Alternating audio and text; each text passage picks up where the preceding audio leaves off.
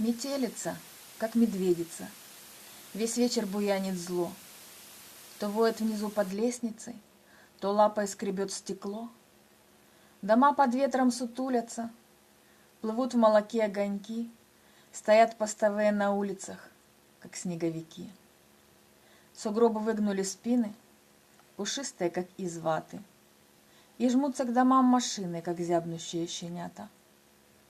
Кружится ветер белый, посвистывая на бегу. Мне нужно заняться делом, а я не могу. Все в мире сейчас загадочно, все будто летит куда-то, метельно, красиво, сказочно. А сказкам я верю свято.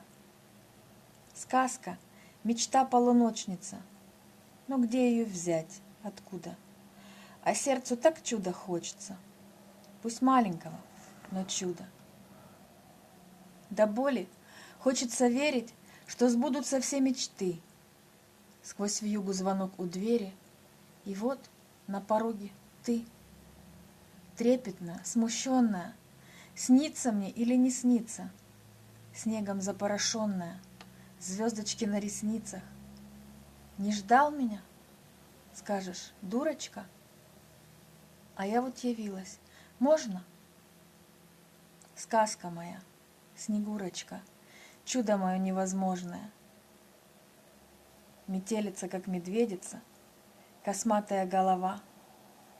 А сердцу все-таки верится несбыточные слова. Не ждал меня. Скажешь, дурочка? Полночь гудит тревожная. Где ты, моя Снегурочка? Сказка моя невозможная. Эдуард Асадов.